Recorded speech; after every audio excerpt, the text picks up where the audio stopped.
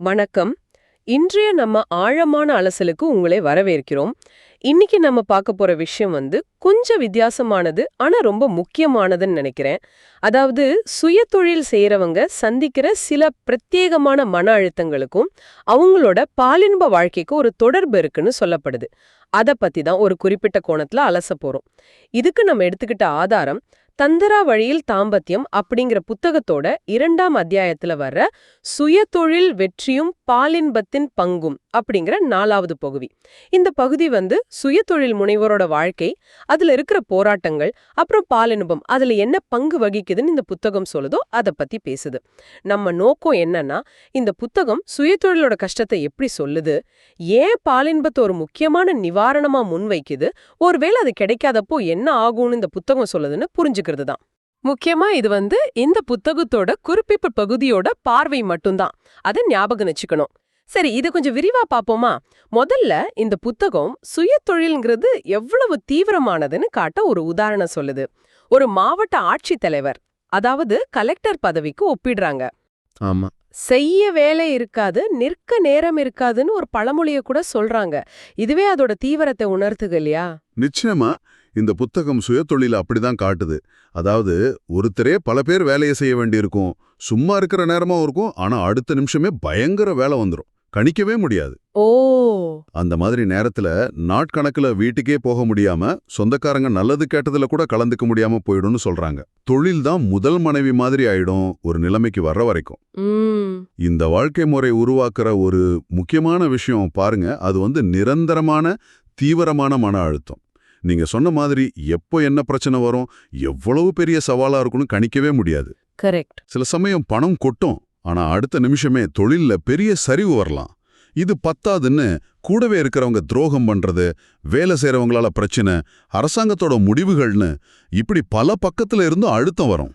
அப்போ இதோட விளைவு மனைவி, குழந்தைங்க, பெத்தவங்கன்னு யார்கிட்டையும் மனசு விட்டு பேச முடியாத ஒரு இறுக்கமான சூழல்.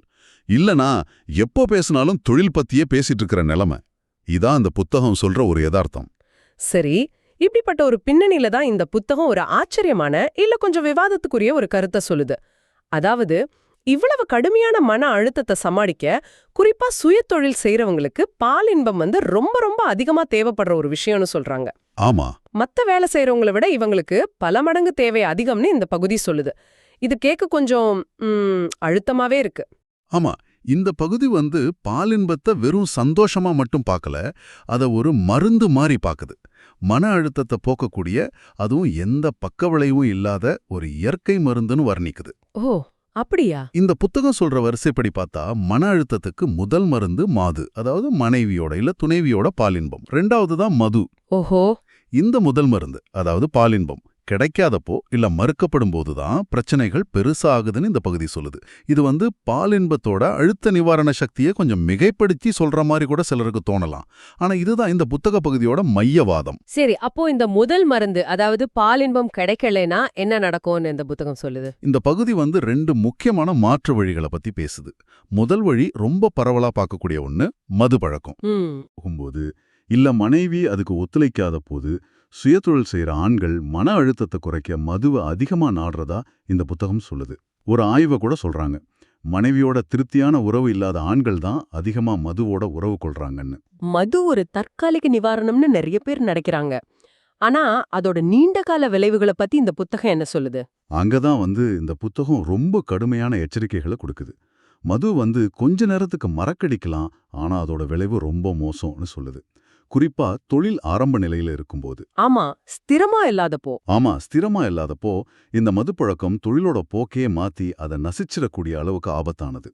தொழில்ல தோத்துட்டா அது குடும்ப வாழ்க்கையும் நரகமாக்கிடும், நிம்மதி மொத்தமா போயிடும். சரி, ஒருவேளை தொழில் நல்லா வளர்ந்த பிறகு மதுக்கு அடிமையானா? அப்பவும் ஆபத்து தான்.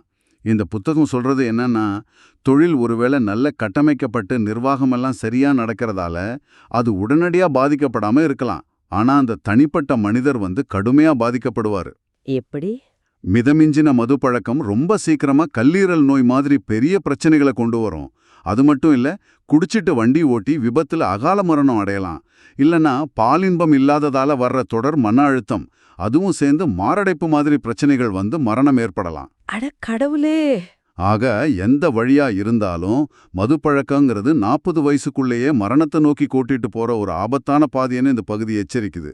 தொழில்ல பெரிய ஆளா ஆனவங்க கூட இப்படி மதுவால சின்ன வயசுலயே வாழ்க்கையை இழந்திருக்காங்கன்னு இது சொல்லுது. இது கேட்கறதுக்கே ரொம்ப கவலையா இருக்கு. மது ஒரு வழி. சரி, இந்த புத்தகம் சொல்ற இன்னொரு மாற்று வழி என்ன? ரெண்டாவது மாற்று வழி முதல்ல சொன்னதை விட கொஞ்சம் சிக்கலானது, சமூகத்துல ஏத்துக்கப்படாத ஒண்ணு. அதாவது மனைவி பாலின்பத்துக்கு ஒத்துழைக்கல இல்ல மறுக்கறாங்க அப்படிங்கிற பட்சத்துல சிலர் தன்னோட நிறுவனத்துல வேலை செய்யற பெண்கள் கிட்டயே ஒரு உறவை ஏற்படுத்திக்கிட்டு அவங்கள தன்னோட மன அழுத்த நிவாரணியா பயன்படுத்திக்கிற ஒரு போக்கு இருக்குன்னு இந்த பகுதி சொல்லுது. இது திருமண உறவுக்கு வெளியே நடக்கிறது. ஓ, இது தொழிலையும் தனிப்பட்ட வாழ்க்கையையும் எப்படி பாதிக்கும்னு இந்த புத்தகம் விளக்குதா?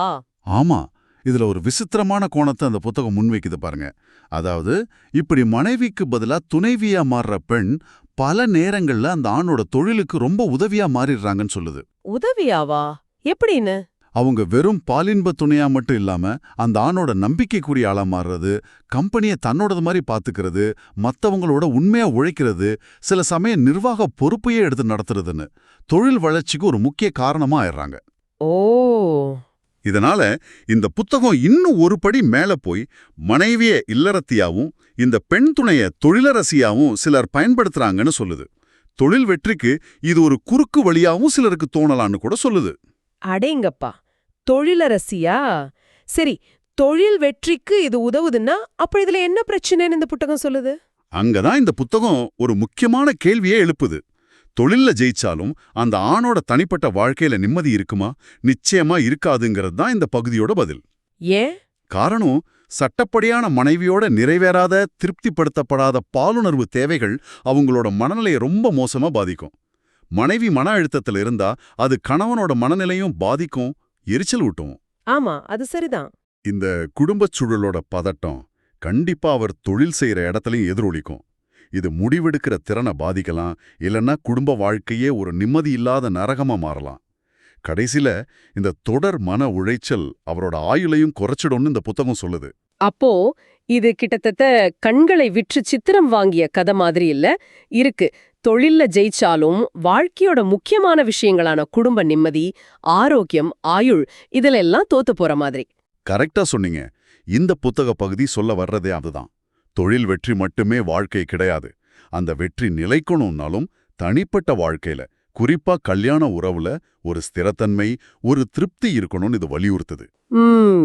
அப்படி இல்லாதப்ப மதுவோ இல்ல இந்த மாதிரி தவறான உறவுகளோ தற்காலிகமா கை கொடுக்கற மாதிரி தோணுனாலும் கடைசியில அது வாழ்க்கைய அழிவு பாதைக்கு தான் கொண்டு போகும். ஆஹா, மொத்தத்துல இந்த புத்தகத்தோட இந்த பகுதி சொல்ற இறுதி அறிவுரை இல்ல மையமான கருத்து என்ன?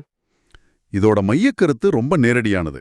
ஒரு ஆண் எந்த தொழில் செஞ்சாலும் சரி, குறிப்பா இந்த மாதிரி அதிக மன அழுத்தம் தர்ற சுயத்தொழில் செய்யறவரா இருந்தா அவர் தன்னோட மனைவியோட பாலுணர்வுகளை புரிஞ்சுக்கிட்டு அதை திருப்தி செய்யறதுல கவனம் செலுத்தணும். அதை ஒரு கடமையாவோ இல்ல பாரமாவோ பார்க்காம தன்னோட சொந்த மன அழுத்த நிவாரணத்துக்காக, தன்னோட ஆரோக்கியத்துக்காக, தன்னோட நீண்ட ஆயுளுக்காக, தன்னோட குடும்பத்தோட சந்தோஷத்துக்காக செய்யற ஒரு முதலீடா பார்க்கணும். இதை சரியா செய்ய கத்துக்கிறது தான் ஒரு ஆணோட வாழ்க்கைய ஸ்வர்க்கமா வச்சுக்க உதவுன்னு இந்த பகுதி சொல்லுது. அப்போ இது 2 பேரோட நலனுக்கும் சம்பந்தப்பட்டதுன்னு சொல்றாங்க. ஆமா, தம்பதியர் 2 பேரோட உடல் மன ஆரோக்கியத்துக்கும் நல்லது. இது ஆரோக்கியமான குழந்தைகளை வளர்க்கறதுக்கும் அவங்க எதிர்காலத்துக்கும் கூட அடிப்படையா அமையும்னு அழுத்தமா சொல்றாங்க. ஆண்கள் இதை மனசுல வச்சுக்கணும்னு அறிவுறுத்துறாங்க. சரி, அப்போ இன்னைக்கு நாம அலசின இந்த புத்தக பகுதியோட முக்கிய கருத்துக்களை தொகுத்து பார்த்தா, சுயதொழிலுங்கிறது இயல்பாவே தீவிர மன அழுத்தத்தை தரக்கூடிய ஒண்ணு. ஆமா, இந்த அழுத்தத்தை சமாளிக்க இந்த புத்தகம் பாலின்பத்தை ஒரு முதன்மையான இயற்கையான பக்க விளைவில்லாத மருந்தா முன்வைக்குது. கரெக்ட். அது மட்டும் இல்லாம இந்த ஆரோக்கியமான வழி கிடைக்காதப்போ மனிதர்கள் மது அல்லது திருமணத்துக்கு புறம்பான உறவுகள் மாதிரி ஆபத்தான மாற்று வழிகளை நாடலானும். ஆமா, இந்த மாற்று வழிகள் ஒருவேளை தற்காலிகமா தொழில் வெற்றிக்கு உதவுற மாதிரி தோணினாலும் கடைசியில உடல் நலம், மன அமைதி, குடும்ப வாழ்க்கை, ஏன் ஆயிலே பறிச்சிடணும் இந்த புத்தகம் எச்சரிக்குது. ஒன்னு அடையறதுக்காக இன்னொன்னு இழக்கிறது உண்மையான வெற்றி இல்லைங்கிறது தான் இதோட சாரம். இன்னைக்கு நம்ம பார்த்த இந்த அலசல் தந்திராவளியில் தாம்பத்தியம் புத்தகத்தோட ஒரு குறிப்பிட்ட பகுதியோட பார்வையை நமக்கு காட்டியிருக்கு. சுயதொழிலோட தவிர்க்க முடியாத மன அழுத்தம், அதை சமாளிக்க பாலின்பம் எவ்ளோ முக்கியம்னு இந்த பகுதி சொல்லுதுங்கிறத பார்த்தோம். ஆமா. இந்த பார்வையோட அடிப்படையில இத அலட்சியப்படுத்துறது, மதுப்பழக்கம் இல்ல தவறான உறவுகள் மாதிரி ஆபத்தான பாதைகளுக்கு கொண்டு போய் கடுமையான பின்விளைவுகளை ஏற்படுத்தும். ஒருவேளை அவங்க தொழில்ல பெரிய வெற்றியே அடைஞ்சிருந்தாலும். இந்த புத்தக பகுதி வலியுறுத்துற ஒரு ஆழமான கருத்து என்னன்னா, உண்மையான வெற்றிங்கிறது வெறும் பணத்தையோ புகழையோ சேர்க்கறது மட்டும் இல்ல. அது ஆரோக்கியமான, திருப்தியான, நிறைவான தனிப்பட்ட மற்றும் குடும்ப வாழ்க்கையும் சேர்த்துதான். இந்த ரெண்டும் குறிப்பா கல்யாண உறவுல கிடைக்கிற பாலின்ப திருப்தியோட ரொம்ப நெருக்கமா பிணைஞ்சிருக்குது இந்த பகுதி காட்டுது. ஒன்னை இழந்து இன்னொன்னு அடையிறது முழுமையான வெற்றி ஆகாதுங்கிறது இந்த பகுதியோட பார்வை. சரி, இறுதியா உங்களுக்காக ஒரு கேள்வி. தொழில் காரணமா வர்ற கடுமையான மன அழுத்தத்தை சமாளிக்க இந்த புத்தகம் ரொம்ப அழுத்தமா சொல்ற பாலின்பத்தை தாண்டி வேற ஆரோக்கியமான வழிகளை பத்தி நீங்க என்ன நினைக்கிறீங்க? நல்ல கேள்வி. உதாரணமா தியானம், யோகா, உடற்பயிற்சி செய்யறது, நண்பர்கள் இல்ல குடும்பத்தோட நல்ல நேரம் செலவு பண்றது, பொழுதுபோக்குகள், இப்படி நிறைய இருக்கு இல்லையா? இந்த புத்தக பகுதி பாலின்பத்திற்கு கொடுக்கற அந்த அதீத முக்கியத்துவத்தோட ஒப்பிடும்போது இந்த மத்த வழிகளோட பங்கு என்னவா இருக்கும்? அதுவும் யோசிக்க வேண்டிய விஷயம்தான். இதெல்லாம் பாலின்பத்துக்கு ஈடாகுமா, இல்ல துணை நிற்குமா, இல்ல இந்த புத்தகம் சொல்ற மாதிரி சுயதொழில் அழுத்தத்துக்கு பாலின்பம் தான் முதன்மையான தீர்வா? கொஞ்சம் சிந்திச்சு பாருங்க.